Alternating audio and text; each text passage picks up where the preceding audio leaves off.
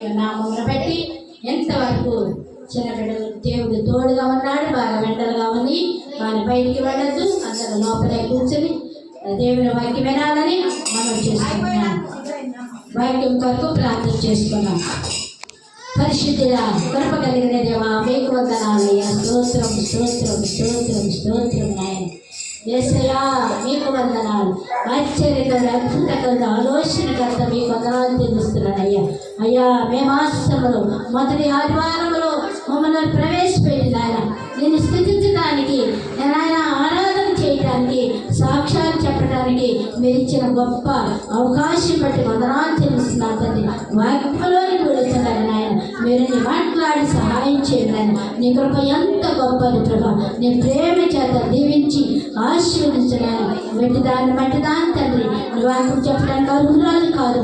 మీరు నన్ను ప్రత్యేకమైన దేవునితో నింపి నీ పరిశుద్ధాత్మతో తాగి ఎలా మాట్లాడుకున్నాను నా నోటిని నోటిగా వాడుకొని మీరే మాట్లాడి సహాయం చేయమని నా బిడ్డలకు అర్థమో రీతిలో కృప చూపమని యేసయ్య పరిశుద్ధం ప్రార్థించి వేడుకుంటున్నాను తండ్రి.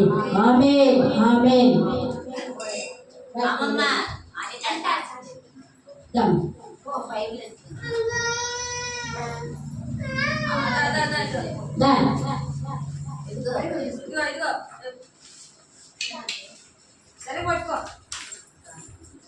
అనిత సాక్ష్యం చెప్పింది చక్కగా ఆలకించవలసిందిగా మనం చేసుకుంటాం.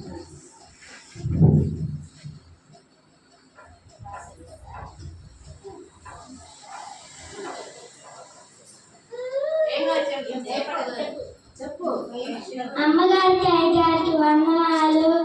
ఈ సంఘ వచ్చిన అందరికి వందనాలు. నేను చెప్పబోయే సాక్ష్యం ఏంటంటే మా అమ్మకు బాగలేదు, తగ్గితే ఏసైకి సాక్ష్యం చెప్తాం అనుకున్నా, తగ్గింది.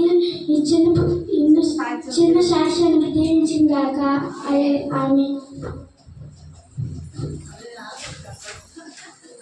చెప్పిన సాక్ష్యాన్ని చక్కగా అర్థం రీతిలో చెప్తాను.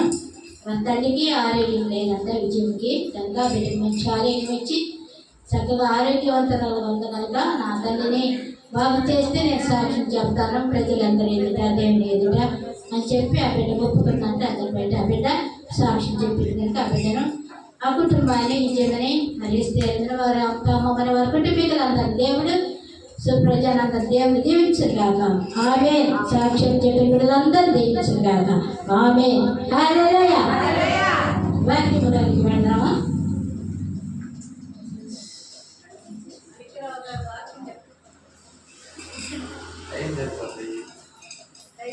చెప్పిన వాక్యం చెప్పేదా?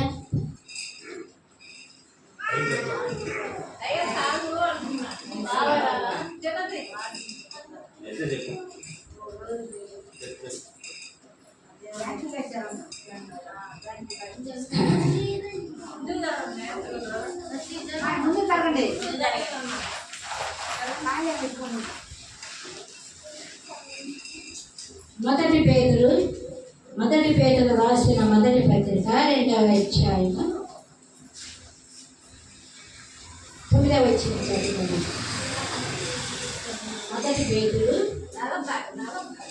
రాసిన పత్రిక 2వ అధ్యాయం 9వ వచనం చదువుకుందాం.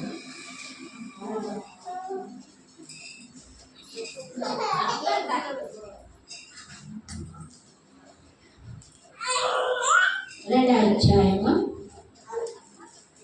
9వ వచనం.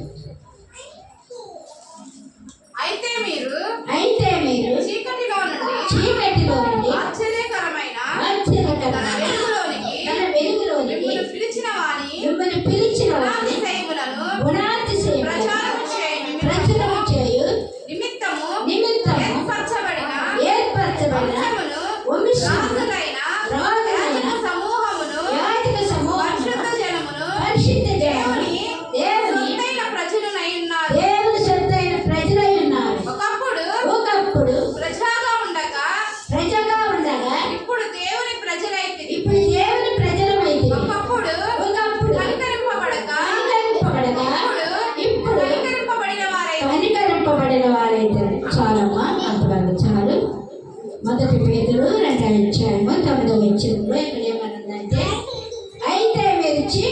నుండి ఆశ్చర్యకరమైన వెలుగులోనికి మిమ్మల్ని పిలిచాను.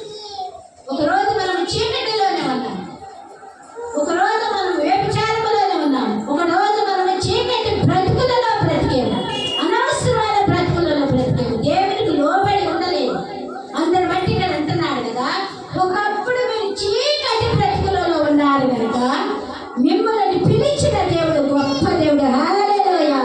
ప్రత్యేకమైన దీవెనలతో మనల్ని నింపుతున్నాడు. ఒకప్పుడు మీరు చీకటి అంటే సాధారణ శక్తులలో ఉన్నాం కాబట్టి, వెలుగంటే దేవుని వెలుగులోనికి మనల్ని పిలిచాడు కాబట్టి, ఒకనప్పుడు మీరు చీకటిలో ఉన్న బ్రతుకులను నేను మిమ్మల్ని మార్చాను, మిమ్మల్ని పిలిచాడు కాబట్టి ఆశ్చర్యకరమైన రీతిలోనికి మీరు వచ్చారు. ఆయన ఆశ్చర్యకరుడు, అద్భుతకరుడు, ఆలోచనకర్త. ఆయన తలచితే ఒకటికి 100 ఆశీర్వాదములతో మనం నింపుతాడు. మనం అడిగిన వాటికంటే, ఊహించని వాటికంటే అత్యధికమైన ప్రేమతో మనల్ని ప్రేమించే దేవుడు కనుక, ఒకప్పుడు అయితే మీరు చీకటిలో ఉన్నారు, ఇప్పుడైతే ఆశ్చర్యకరమైన వెలుగులోనికి మిమ్మల్ని పిలిపించారు. హల్లెలూయా. నిజంగా మనకే పశ్చాత్తాపం రావాలా. ఒకప్పుడు మనం నిజమైన చీకటి బ్రతుకులలో ఉన్నాము, అనవసరమైన బ్రతుకులలో ఉన్నాము, పాపములో నలిగిపోతున్నాము. ఎన్నో రీతిగా చీకటి బ్రతుకులలో ఉన్నప్పుడు మన భర్త భార్యకు సమాధానం లేదు, తల్లి కూతురికి సమాధానం లేదు, తల్లి కొడుకు సమాధానం లేదు, అన్నదమ్ములకు సమాధానం లేదు, అక్క చెల్లెలకు సమాధానం లేదు, భార్య భర్తలకు సమాధానం లేదు, ఇరుగు పరివారికి సమాధానం లేదు. ఒకప్పుడు అలా ఉన్నాం, ఇప్పుడైతే ఆశ్చర్యకరములోనికి మన దేవుడు మనల్ని పిలిచిన దేవుడు. హల్లెలూయా. అందరూ బట్టి అయితే మీరు చీకటిలో నుండి ఆశ్చర్యకరమైన తన వెలుగులోనికి మిమ్మల్ని పిలిచిన గుణాతిశయములను ప్రచురించే నిమిత్తము ఒకటి ఏర్పరచబడిన 5 లక్షణాలు ఉన్నాయి. ఇక్కడ 5 లక్షణాలు గుణాతిశయములోని 5 లక్షణాలు ఏంటంటే మీరు చెబుతాను. వారి గుణాతిశయములను ప్రచురించే నిమిత్తము చదవమన్నాడా? ఏర్పరచబడిన వంశమును, ఏర్పరచబడిన వంశమును నేను చదవమన్నట్టు ఏర్పరచబడిన వంశం ఉంది. దేవుడి చీకటిలో నుంచి మమ్మల్ని పిలిచాడు కాబట్టి ఆయన ఏర్పాటు చేసుకున్నాడు. మనంతా ఏర్పాటు చేసుకోబట్టి మనం ఎక్కడ ఉన్నాం. హల్లెలూయా. అది ఒప్పుకుంటారా? అది ఏర్పాటు లేకపోతే బజార్లంతా మొత్తం పోతాం, కానీ దేవుడి మీద పోయి చూడరు. ఇక్కడ పాటలు పడుతున్నాయి, వాక్యం పడుతుంది, నేను మందిరంలోకి వెళ్తే బాగుందని ఏర్పరచబడిన మనిషి మందిరంలోకి వస్తుంది. హల్లెలూయా. రెండవది ఏంటంటే రాజులు కమ్మారు అనేక మంది దేవుని నమ్ముకుంటున్నారు. దేవుడు మనకు 5 వంశాలు ఇచ్చాడు. ఒకటి ఏర్పరచబడిన సంఘం మనం, ఆ వంశం. తర్వాత రాజులైన మనం. మూడోదమ్మా, రెండోది రాజులైన యాజక సమూహము. మూడవది యాజక సమూహం. యాజకులు ఏర్పరచబడిన సంఘం ఒకటి, రాజులైన సమూహం ఒకటి, యాజక సమూహం. ఇప్పుడు 3 మనము యాజకత్వం చేయాలంటే ఎవరు చేస్తాము? ఇప్పుడు ఇంటిలో జ్ఞానవంతురాలు ఉన్నారు, జ్ఞానవంతురాలు తన కుటుంబాన్ని దిద్దుకున్నప్పుడు పురుషుడు ఏం చేస్తాడు? సమస్తము ఉద్యోగం చేసి స్త్రీకి ఇస్తాడు. స్త్రీకి ఇచ్చినప్పుడు స్త్రీ ఏం చేసింది? మరి ఎన్నో వంటి అప్పులు ఉంటాయి ఇంట్లో, బియ్యం అని అయ్యని అన్నీ చేసి మరి కొంత డబ్బు నిలబచ్చేసింది. జ్ఞానం లేని స్త్రీ ఏం చేసింది? పొద్దున్నే లేకుండా పైన పొలం లేవని ఆయాకు పీకొచ్చి ఆయాకు పొలం లేవని గ్యాస్ లేనప్పుడు, ఇప్పుడైతే గ్యాస్ మీద గ్యాస్ అయిపోయిందని పొలం దేవులాడిదా? దేవులాడు. ఆ పురుషుడు తెచ్చిందాక ఆ గ్యాస్ అలాగే ఉంటుంది. ఎందుకంటే గ్యాస్ తర్వాత అయిన వాళ్ళు పొలాలు పెట్టి వండలేదు. దాని పల్లెటూరులో అయితే అడవిలో పడవలు పొలాలు ఉంటాయి కాబట్టి మనకు బస్తీలో ఉండదు. అందరు బట్టి దేవుడు మనకి మంచిగా స్త్రీని ఏర్పాటు చేసినప్పుడు యాజకురాలు స్త్రీ, యాజకుడు పురుషుడు. అందరి బట్టి యాజక వంశంలో ఏర్పాటు చేసాడు మనల్ని. రాజుల వంశంలో మనల్ని ఏర్పాటు చేశాడు. ఏర్పరిచిన వంశంలో మనల్ని ఏర్పాటు 3 వంశాలు. 4వ వంశంలో ఏమో చూడమ్మా, పరిశుద్ధ జనము. హల్లెలూయా. పరిశుద్ధత లేని వాడు దేవుని చూడలేడు. పరిశుద్ధత లేని వాడు దేవుని చూడలేడు. పరిశుద్ధత కలిగి ఉంటేనే దేవుని దగ్గరకు వెళ్తాం మనం. ఆత్మ లేని వాడు నా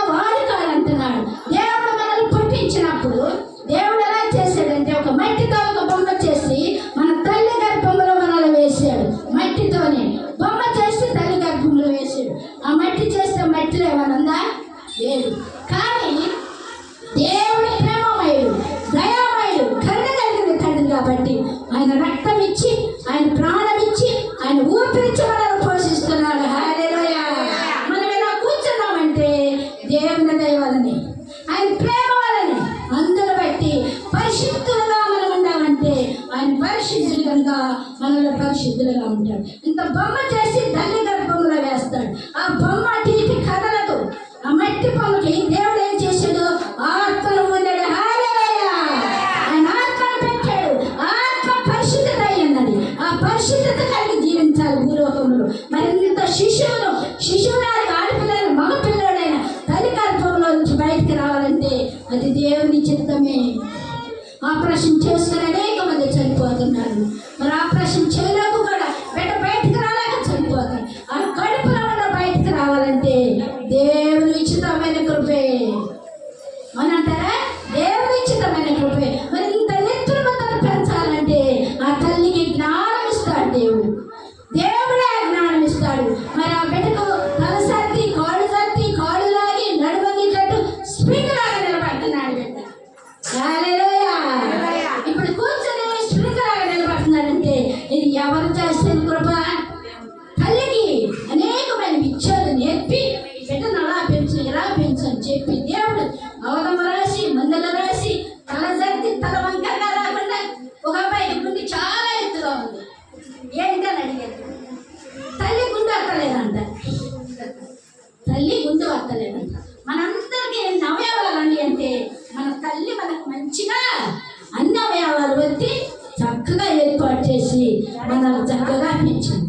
కనుక పరిశుద్ధత కలిగి జీవించాలంటే దేవుడు పరిశుద్ధులు కనుక మనం ఇలా పరిశుద్ధులుగా ఉన్నామంటే దేవుని కృప చేత మంచి రక్తం ఇచ్చి, ఆయన రక్తం పవిత్రమైన రక్తం, పరిశుద్ధమైన రక్తం ఇచ్చి మనలను ఈ రీతిగా పోషించి సంరక్షించి ఆయన ఎంతవరకు మన పెద్దవాళ్ళు చేసి ఎవరు? దేవుడే. అందుబట్టి మనము ఆయన నమ్ముకోవాలి. మొదట ఏర్పాటు చేసిన సంఘం ఒకటి, ఏర్పరచబడిన వంశం ఒకటి, రాజులైన వంశం ఒకటి, యాజక సమూహం ఒకటి, పరిశుద్ధమైన సంఘం ఒకటి, ఐదవది దేవుని సొత్తు. హల్లెలూయా. మనందరం ఎవరి సొత్తుమే? దేవుని సొత్తుమే. ఎవరి వంశము కాదు, మన తండ్రి కాదు, ఇంకోటి కాదు, మనం ఎవరి సొత్తుమే? దేవుని సొత్తు. దేవుని సొత్తు అయి ఉన్నారంట. దేవుడు అంటున్నాడు కదా హెబ్రీలో, మీరు నా సొత్తు అంటున్నాడు. హల్లెలూయా. మీరు నా బిడ్డలు అంటున్నారు. నేను ఏర్పాటు చేసుకున్న బిడ్డలు అంటున్నారు. మీరు రాజులు అంటున్నాడు. యాజక సమూహం అంటున్నాడు. పరిశుద్ధ సమూహం అంటున్నాడు. మీరు ఏర్పాటు చేసిన సంఘం అంటున్నాడు. కనుక దేవుడు మనకి ఇచ్చిన ఐదాకితలను బట్టి మనం మనసులో పెట్టుకుని దేవుని స్తుతించి ఆరాధించినట్లయితే మనం మనల్ని యాజకురాలుగా చేస్తారు. తర్వాత దేవుని సొత్తు అయిన ప్రజలమై ఉన్నాము. ఒకప్పుడు ప్రజలుగా ఉండగా దేవుని ప్రజలైతిరి. ఇప్పుడు దేవుని ప్రజలమైతే. ఒకప్పుడు కనికరింపబడక కనికరింపబడిన వారమై. హల్లెలూయా. ఒకప్పుడు మనము దేవుని ప్రజలుగా లేవు. ఒకప్పుడు మనము దేవుని గుర్తెరగలేదు. అల్లరి శరీరులుగా తిరిగాం. చీకటిలో ఉన్నాము. భయంకర పరిస్థితుల్లో ఉన్నాము. దేవుని వాక్యం విన్న తర్వాత ఏమయ్యాము? ఇప్పుడు ప్రజలు దేవుని సొత్తు అయి ఉన్నారు. హల్లెలూయా. దేవుని సొత్తు అయి ఉన్నాము. కనుక ఆయన నా సొత్తు. నేను దేవుని సొత్తులు ఎవరన్నా మిమ్మల్ని అడిగితే నువ్వెవరు అమ్మని అడిగితే నేను క్రైస్తవురాలని, క్రీస్తు సొత్తు లేదని చెప్పి మనకు సాక్షి ఇవ్వాలి. కనుక ఒకప్పుడు మనకు దేవుని ఎరగని వారమై ఉంటుంది. ఇప్పుడైతే ఆయన నమ్మి ఉన్నాము. ఆ ప్రజలమైతే ఒకప్పుడు కనికరింపబడక ఉన్నాము. ఇప్పుడైతే మనం కనికరింపబడ్డాం. ఎవరి చేత? దేవుని చేత కనికరింపబడ్డాం. మనల్ని కనికరిస్తేనే ఎంతవరకు ఆశించాలని ఇచ్చాడు. దేవుని కృపాతిశయముల చేత ఆయన కనికరింపబడిన వాడు ధన్యుడు అన్నాడు. దేవుని ఆత్మ కలిగిన వాడు ధన్యుడు అన్నాడు. పరలోక రాజ్యంలో వరుంటారంట. కనుక దేవుని ఆత్మ కలిగి 5 గుణాశ్రయాలు మనం జ్ఞాపకం చేస్తున్నాయా. ఒకప్పుడు నిజంగా నేను చీకటి బ్రతుకులో ఉన్నానయ్యా. ఎంత చీకటిలో నుంచి ఆశ్చర్యకరమైన వెలుగులోనికి నన్ను రప్పించావయ్యా. నీ కొందనాలయ్యా. నన్ను నీ కుమార్తెగా ఏర్పాటు చేసుకున్నావయ్యా. నీ కుమారుడుగా నన్ను ఏర్పాటు చేసుకున్నావయ్యా. ఒక రాజుగా చేసేవయ్యా. నన్ను ఒక యాజకత్వ వంశంలో నన్ను ఉంచావయ్యా. ఒక పరిశుద్ధురాలుగా నన్ను ఉంచావయ్యా. నీ సొంతగా నన్ను అట్టు పెట్టుకున్నావయ్యా అని చెప్పి మనం 5 గుణాలు మనలో హృదయంలో భద్రం చేసుకుంటే దేవుడు నీతో నాతో ఉంటాడు. ఒకప్పుడు మనం నీతిగా జీవిస్తలేదు. మానవుడు పాపం చేసి నీతిమంతుడు ఒక్కడలేడు అంటున్నాడు. నీతిమంతుడు ఒక్కడలేడు. అందుకని ఒకప్పుడు నువ్వు పాపం అయినప్పటికీ, ఒకప్పుడు నువ్వు కనికరింపబడకపోయినప్పటికీ ఇప్పుడైతే నేను కనికరిస్తాను, నా యొద్దకు రా అంటున్నాడు. ఎలా రమ్మంటున్నాడు? ఆయన రక్తంలో కడుగుతాను అంటున్నాడు. ఆయన యేసయ్య రక్తంలో మనల్ని కడుగుతాను అంటున్నాడు. ఆయన రక్తం ఇచ్చి, ఆయన ప్రాణం ఇచ్చి, ఆయన శరీరం మనకు ఒక రొట్టెగా మార్చాడు. అందుకని వ్యభిచారం చేసిన శ్రమల స్త్రీ అందరూ ఆమెను వస్తుంటే ఆమెను సుఖాలనే బావ దగ్గరికి వెళ్ళింది.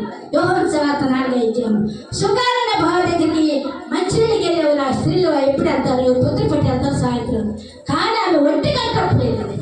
ఒంటిగంటప్పుడు వెళ్ళి ఆమె ఏం చేస్తుందంటే నీళ్లు తోడుకోవడానికి వచ్చింది. ఆమె కంటే కొంత మన ప్రభు మన గుణాతిశయం ఎదిగిన దేవుడు. నీ కుమారుడు నీ పేరేదయ్యా? నువ్వెక్కడికి వెళ్తున్నావు? ఏ దారి వెళ్తున్నావు? నువ్వే స్థితిలో ఉన్నావు?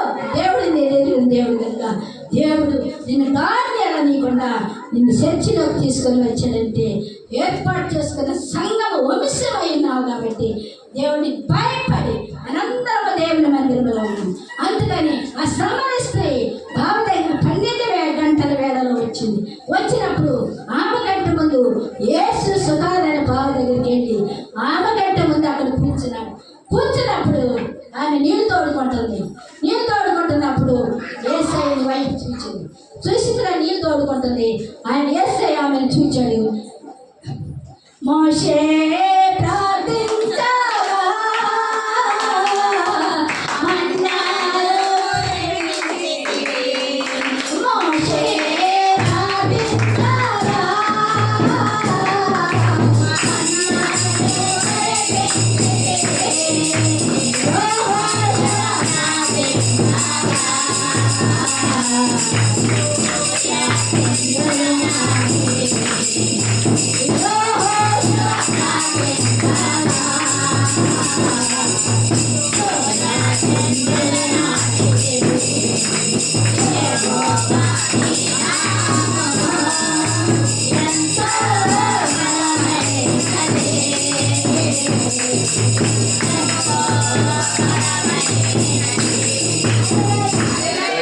గనుక ఇక్కడ ఏర్పాటు చేసిన వంశము మనం, పరిశుద్ధ వంశము మనం, యాజక వంశము, రాజైన వంశము, ఆయన సొత్తైన వంశము.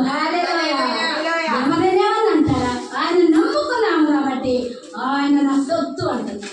నువ్వు ఎక్కడికైనా వెళ్ళినా, నీకు ఏదైనా ప్రమాదం జరిగినా, చీకటిలో ఉన్నా, గాతంలో ఉన్నా, నీటిలో ఉన్నా, నీకేదైనా ప్రమాదం వచ్చిందంటే ఆయన సొత్తుని దాచుకుంటుంది, ఆయన రక్తాన్ని దాచుకుంటుంది. నా బిడ్డ నశించిపోతున్నారు, లాగుతాడు, తాళి వేసి లాగుతాడు.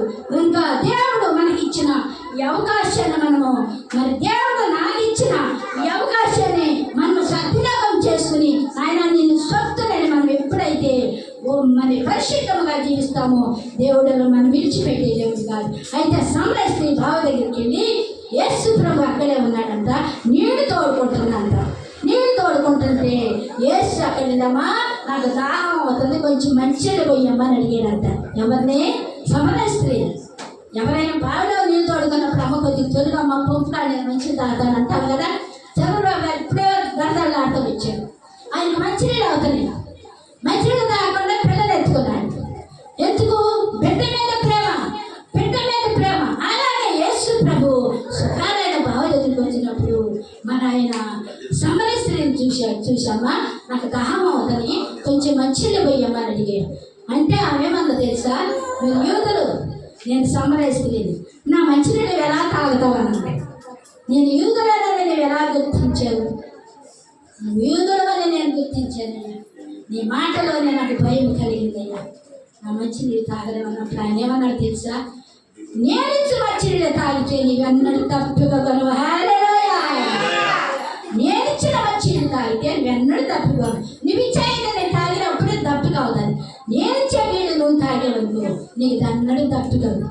అప్పుడు అయ్యా ఎంత దూరము మంచిని తోడుకోవడానికి ఎంత దూరం రాకుండా చేతుకోవడానికి ఎంత దూరం రాకుండా నీ నీళ్ళు నాకు ఇయ్యాలి వినాలా? ఈ నీళ్ళు నాకు ఇయ్యాలి అని చెప్పి ఆ సమరస్తి ప్రభు ఏముందని ఆమె అడిగాడు. ఆమె అడిగితే అయ్యా మీ యూదులు నేను సమరయ్యని నా నీళ్ళు నువ్వు త్రాగవయ్యా అన్నప్పుడు అమ్మా నువ్వు ఇచ్చే నీళ్ళు నేను ఎప్పుడు తప్పిపోతాను కానీ నేను ఇచ్చే నీళ్ళు అన్నాడు కూడా తప్పిపోగలను అని వేస్తాయా.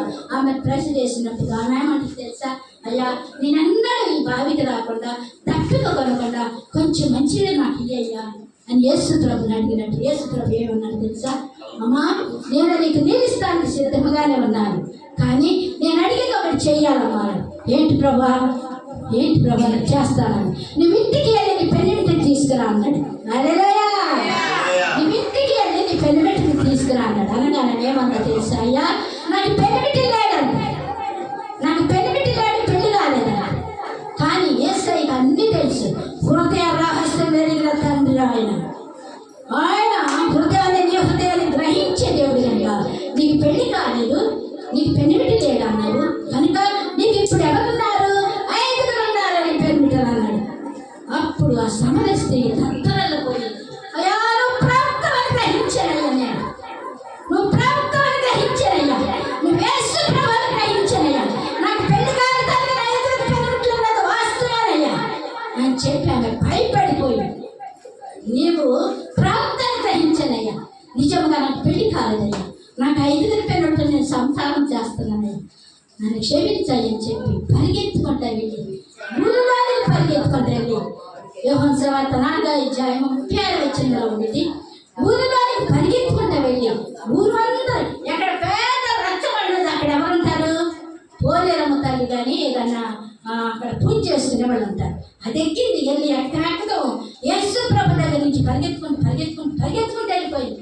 నీ పెనిమిటి లేడు, నీ పెనిమిటిని తీసుకురాలని ఆమె భయపడిపోయి నీకు 5 పెనిమిటలు ఉన్నారని యేసు ప్రభు ఎప్పుడైతే చెప్పాడు, నిజముగా నువ్వు యేసు ప్రభు నేను గుర్తయ్యానయ్యా, నేను గ్రహించానయ్య, పరిగెత్తుకుంటూ వెళ్ళిపోయి ఆ రచ్చబండెక్కి నా ప్రజలారా రండి, నేను చేసినవని నాతో మాట్లాడిన నా ప్రభుని చూద్దాం రండి.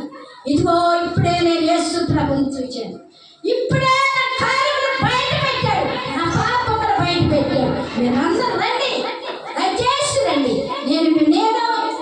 నాకు మేలు చేసిన నా పాపములు బయట పెట్టిన యేసునే నీకు చూపిస్తానని చెప్పి ఆ బండ మీద అందరిని త్యాగలేస్తుంది. వారు ఏమనుకుంటున్నారు తెలుసా, ఈమె రాత్రి వరకు నిన్నటి వరకు గొప్ప పాపాలు చేసింది, ఈమె ఇంటికి యేసు ప్రభుని చూశాను, నేను చేసిన కార్యములన్నీ నా పాపములను క్షమించి దేవుడు పరాచాడున్నాడు రమ్మంటున్నాడని ఆశ్చర్యపోతూ దేవుడు ఆమెలో ఉండి వారందరినీ దేవుడి వైపు ఆగట్టాడు. హల్లెలూయా.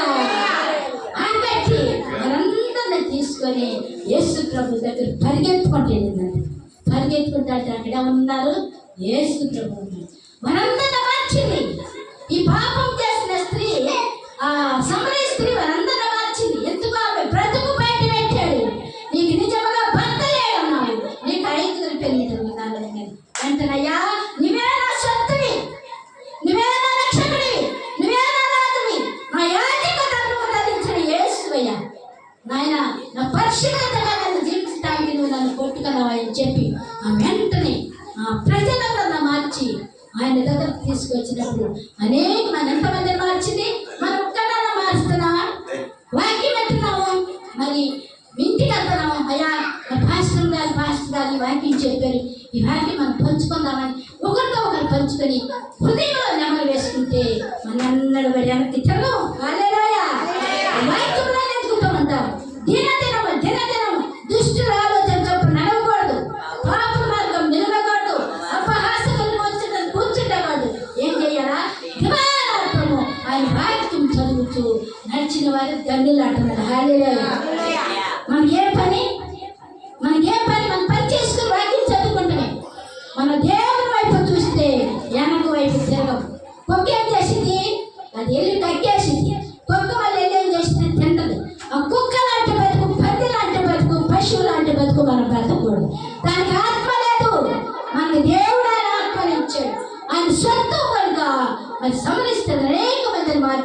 మార్చినట్లుగా మనము కూడా అనేక మందిని మార్చాలి.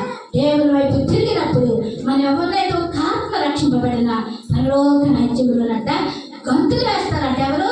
దేవదూతలు.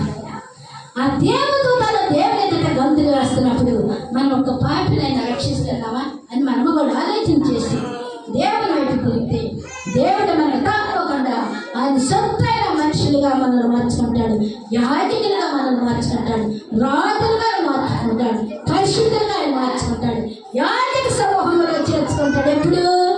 మనం మరణించినప్పుడు, మనకు మరణం సమీపైనప్పుడు యాజక సమూహంలో చేర్చుకుంటాడు. హల్లెలూయా! యాజక సమూహంలో చేర్చుకుంటాడు. యాజకులుగా మనం లెక్క చేసుకుంటాడు. పరలోక రాజ్యంలో చేర్చుకుంటాడు. ఆ పరలోక రాజ్యం నిత్యం ఆనందం, ఏడుపు ఉండదు, దుఃఖం ఉండదు, వేదన ఉండదు, ఏది కూడా అక్కడ ఉండదు. ఎప్పుడైతే మనం దేవుని భయభక్తులు కలిగి పరిశుద్ధులుగా నీతివంతులుగా మరి దేవుని యందు భయభక్తులు కలిగి ఉంటామయ్యా. సమరస్తితో మాట్లాడే కదా ఆయన, అయ్యా నాతో కూడా మాట్లాడయ్యా, నా పాపాలు ఒక్కసారి క్షమించయ్యా, నా భర్తను మార్చయ్యా, నా బిడ్డలు మార్చయ్యా, నా బిడ్డలు ఎవరెస్తులు తొట్టుతున్నారయ్యా, అయ్యా మీ రక్తంలో కడగబడాలయ్యా, మీ రక్తం ఇచ్చి మీ ప్రాణం ఇచ్చి మమ్మల్ని పోషిస్తున్నాం కదయ్యా. దయతో నాయన నా భర్తను మార్చయ్యా, పురుషుడైతే నా భార్యను మార్చయ్యా, అయ్యా నా బిడ్డలు మార్చయ్యా అని చెప్పినప్పుడైతే దేవుని వైపు తిరిగి మనము దేవుల్లో జీవిస్తూ మన బిడ్డల రక్షణ కొరకు, మన భర్త రక్షణ కొరకు, మన భార్య రక్షణ కొరకు మనం ఎప్పుడైతే దేవుల్లో జీవిస్తామో అప్పుడు ఎక్కడ చేసుకుంటాడు? మనల్ని పరిశుద్ధ సమూహంలో చేర్చుకుంటాడు. హల్లెలూయా! యాజకురాలుగా అక్కడ చేర్చుకుంటాడు, రాజుగా అక్కడ చేర్చుకుంటాడు. మనం ఎలా వెళ్తాము? కిరీటం పెట్టుకుని వెళ్తామంట. హల్లెలూయా! అదే కిరీటము జీవ కిరీటం పెట్టుకుని చనిపోయినప్పుడు అలా వెళ్ళిపోతామంట. చనిపోయినప్పుడు జీవ కిరీటం మనకి యేసయ్య దూతలు తీసుకొచ్చి మనకి జీవ కిరీటం ఇస్తారు. ఆయన పెట్టెలో పెట్టుకుని వెళ్తారు. ఒక ఆయన ఉన్నారు, అలెగ్జాండర్ గారు. అలెగ్జాండర్ గారు ఏం చేశారు తెలుసా? అలెగ్జాండర్ గారు ఇలాగ మంచి సేవ చేశాడు. ఎక్కడికి వెళ్ళిన కాలికి చెప్పులు లేకుండానే సేవ చేశాడంట. అడవుల్లో కానీ ఏ ప్రాంతానికి వెళ్ళినా చెప్పులు ఉండేవి కదంట ఆ రోజులు. కానీ తాటి చెట్లు ఉంటే ఆ మట్టలు కోసి చెప్పులు తయారు చేసుకుని వెళ్తా ఉంటాడంట. అయితే ఆయన సేవ చేస్తూ అన్నాడంట, నేను ఇంతకాలం దేవుని కొరకే బ్రతికాను కాబట్టి ఇప్పుడైతే ఒక చనిపోతానేమో, చనిపోయినప్పుడు నా చేతులు బయట పెట్టి నీకు తీసుకెళ్ళిపోతే సమాధులు కడగని చెప్పాడంట. చెప్తే మరి ఏంటయ్యా ఎందుకు బయట పెట్టేదంటే ఆయన చెప్పాడు, నేను తర్వాత చెప్తాను, నేను చనిపోయినప్పుడు మీరు అది చెయ్యండి అన్నప్పుడు. ఏంటయ్యా చెప్పని వేగం పడి చూస్తున్నానంటే వాళ్ళంతా. ఏం చెప్పాడంటే, అమ్మా నేను ఈ రోజు తల్లి గర్భంలో నుంచి వట్టిగానే వచ్చాను. ఒక బొడ్డ తీసుకురాడు, ఒక ఉంగరం తీసుకురాడు, ఏమి తీసుకురాడు, దిశమలతోనే వచ్చాను. నేను వెళ్ళిపోయేటప్పుడు కూడా దిశమలతోనే వెళ్తాను. హల్లెలూయా! దిశమలతోనే తల్లి గర్భంలో నుంచి బయటకు వచ్చా. తల్లి గర్భంలో దిశమలతోనే నేను నా తండ్రి దగ్గరికి వెళ్ళిపోతాను. చనిపోయేటప్పుడు మనం ఏమైనా ఎత్తుకెళ్తున్నావా? నువ్వు సంపాదించిన 50 ఎకరాలు తీసుకుని వెళ్తున్నావా? నువ్వు సంపాదించిన 10 సేవలు ఎత్తుకెళ్ళిపోతున్నావా? బట్టలు అనేకమైన బట్టలు ఎత్తుకెళ్తున్నావా? ఒంటి మీద బట్టలు. మా ఊళ్ళో ఒక అతను తెచ్చిపోయాడు. 5 ఎకరాల పొలం ఉంది. 5 ఎకరాల పొలం ఉన్నా కూడా ఆయనకి కనీసం ఒక కొత్త బట్ట, ఒక అంగీ కూడా ఆయన ఒంటి మీద వేయకుండానే తీసుకెళ్ళిపోయాడు. ఈ అలెగ్జాండర్ అయితే నన్ను తీసుకొని వెళ్ళేటప్పుడు నేను వట్టిగానే నా తల్లి గర్భంలో నన్ను జన్మించింది, నేను వట్టిగానే వెళ్ళిపోతున్నాను కాబట్టి నా చేతులు బయట పెట్టమన్నప్పుడు ఆ చేతులు ఏం గుర్తుంటే నేను వట్టిగా వెళ్ళిపోతానని చేతులు బయట పెట్టమన్నాడు. హల్లెలూయా! నేను వట్టిగానే వచ్చాను నా తల్లి గర్భం నుంచి. వట్టిగా నేను ఏమి తీసుకొని వెళ్తలేదు ఆ యేసయ్య దగ్గరికి. నేను వట్టిగానే వెళ్ళిపోతాను. అందరూ కూడా ఈ లోకంలో జన్మించి మరి లోకంలో తల్లి గర్భంలో జన్మించి వట్టిగా వస్తున్నారు. కొంతకాలం 80-70 సంవత్సరాలు బతుకుతున్నారు. ఈ సిన్ని సంవత్సరాలు బతికిన దేవుని కొరకే జీవించి వట్టిగా వెళ్ళిపోతారు. ఏం ఎత్తుకెళ్ళాలి? పరిశుద్ధత ఎత్తుకెళ్ళాలి, యేసు దగ్గరికి నీతి ఎత్తుకెళ్ళాలి. ఆయన ఆత్మ ఆయన దగ్గరికి వెళ్ళిపోయింది. శరీరం విరవబడుతుంది కనుక మట్టి అయిపోయింది. మట్టికి మట్టి భూమిలో పూడ్చినట్టుంది. ఆయన ఆత్మ ఆయన దగ్గరికి వెళ్ళిపోయింది. హల్లెలూయా! ఆయన మన తల్లి గర్భంలో ఉన్నప్పుడు ఆత్మ పెట్టాడే, ఆ ఆత్మ ఆయన తీసుకొని వెళ్ళిపోతాడు. హల్లెలూయా! ఇక్కడ ఏముంటుంది? శరీరము, మట్టితో శరీరము. ఈ శరీరము భూలోకములో మరి భూస్థాపన చేసినప్పుడు మట్టికి మట్టి అయిపోయింది. మన దేశానికి వెళ్ళిపోయిన తర్వాత ఆయన పరలోక రాజ్యంలో అక్కడ 1000 ఏళ్ల పరిపాలన ఉంటుందంట. 1000 ఏళ్ల పరిపాలనలో ఆయన దేవుడు మనల్ని పరిశుద్ధంగా ఉండవాలని ఒక మందిరములో ఆ 1000 ఏళ్ల పరిపాలనలో ఇలాగే కూడిగా పెట్టుకుంటా ఉంటారు. 1000 ఏళ్ల ఆ 1000 ఏళ్ల పరిపాలన అయిపోయిన తర్వాత మళ్ళీ 7 సంవత్సరంలో ఒక రాజ్య మరి సమూహం ఉంటుందంట. ఆ సమూహంలో మనల్ని చేసుకున్న తర్వాత పరిశుద్ధులై ఈ లోకములోనికి మరలా పంపిస్తాడంట. హల్లెలూయా. తండ్రి రూపంలోనూ మరి తండ్రి రూపంలోనూ మరలా పంపిస్తాడంట. కనుక అవన్నీ మనం జ్ఞాపకం చేస్తూ అయ్యా నీ కుమార్తెనయ్యా నీ పరలోక రాజ్యంలో నాకు చేస్తాయా ఈ భూలోకంలో ఉన్నంతకాలం యథార్థమైన జీవితము ఆ సమరశ్రీతో మాట్లాడే కదా నేను నాతో మాట్లాడి నీ గొప్పలో అడిగి ఆయన యాజక సమూహములో మరి ఆయన రాజ సమూహములో పరిశుద్ధ సమూహములో రాజుల సమూహములో ఆయన సొత్తైన బిడ్డలుగా మనం ఎప్పుడైతే జీవిస్తామో అప్పుడు దేవుడు మనల్ని అంగీకరించి మన కుటుంబాలు ఏ లోటు లేకుండా అడిగిన వాటికంటే ఊహించని వాటికంటే నీకేమి కావాలో సమస్తం ఏ పని చేస్తున్నా నీటితో ఎంత పని చేస్తున్నా అంత మొదటన్నా. హల్లెలూయా. కనుక దేవుడు మనకి ఇచ్చిన ఆజ్ఞలను మనము పాటించి ఆయన కొరకు జీవిస్తే దేవుని కొరకు మనము బ్రతికితే నీకు ఏ లోటు లేకుండా సమస్తం అనుగ్రహిస్తాడు. ఒక తల్లి కూతురు ఉన్నారంట. తల్లి కూతురు వారి తల్లి కూతురు ఇద్దరు ప్రార్థనలు బాగా చేస్తారు. ఆ చిన్న అమ్మాయి మరి ఐచమ్మ ఇస్తారు ఏ రీతిగా దేవుళ్ళు ఎదుగుతూ ఉన్నారో అలా ఎదుగుతున్నారంట. అయితే తల్లికి ఒక రోజు బాగాలేదంట. బాగపోతే కూతురు పక్క నుండి ఏడుస్తుందంట. మా తల్లిని తీసుకుంటున్నావా తండ్రి, మరి నా తల్లి చచ్చిపోతే నేను ఎలా బ్రతకాలని ఆ బిడ్డ ఏడుస్తుందంట. ఆ ప్రార్థన దేవుడు అంగీకరించి కనీసం 3 రోజులు 4 రోజుల తల్లి బాగాపోతే అందంగా లేదంట. కానీ ఆ బిడ్డ అయ్యా ఆహారం లేకుండా నా తల్లి చేసుకొచ్చి మాకు పెట్టేది, ఆహారం లేకుండా మా బిడ్డలు మేము ఎలా బ్రతకాలని చెప్పి ఆ చిన్న బిడ్డ అంత బిడ్డ ప్రార్థన చేస్తున్నప్పుడు దేవుడు ఆ ప్రార్థన అంగీకరించి ఒక దుకాణం వారిని హెచ్చరించి ఆ దుకాణంలో ఉన్న ఖర్చులను తెచ్చి వారికి ఇచ్చారు. హల్లెలూయా. ప్రార్థన పరిస్థితులు మార్చేది, ప్రార్థన స్థితిగతులు తీసేసి ప్రార్థన దుఃఖాన్ని నాట్యముగా మార్చింది. దేవుడు మనల్ని కరిగించే దేవుడు. మనల్ని ఒకప్పుడు ఏ ప్రజలమైనప్పటికీ దుర్మార్గములు ఉన్నా వ్యభిచారములు ఉన్నా ఇప్పుడు దేవుని కుమార్తెలుగా ఉన్నాం కాబట్టి మనకి ఓటు చేయి.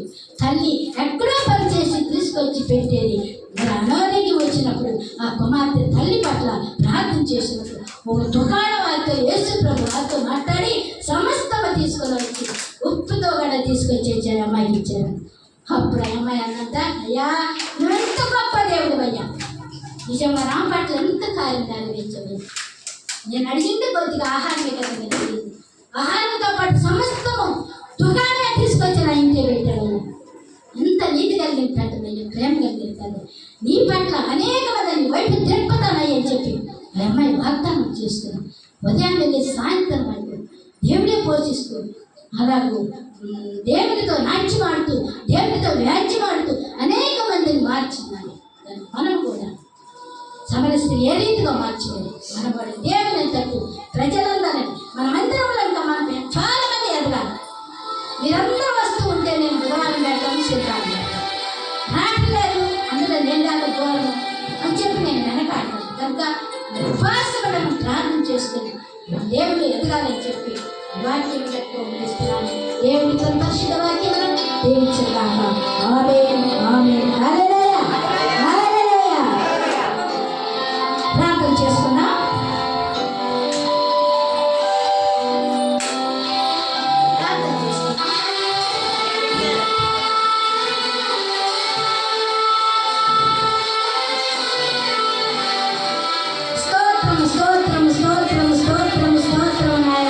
యేసయ్యా నువ్వెంత గొప్ప దేవుడవయ్యా, మాకు దొరికిన దేవుడవయ్యా, మాకు చాలా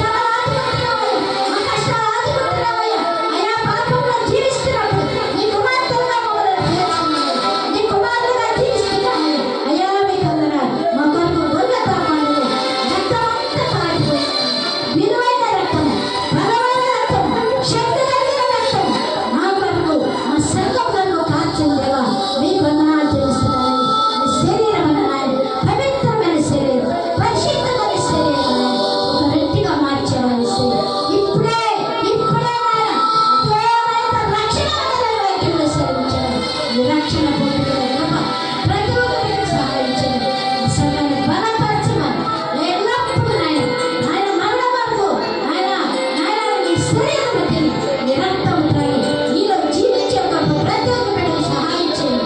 మార్గంలో మీరు మాత్రమే నడిపించండి. యేసయ్య పరిశుద్ధ నామమును బట్టి ప్రార్థించి వేడుకుంటున్నాను తండ్రి. ఆమేన్ ఆమేన్. ప్రేరేపణ కలిగిన వారు యేసు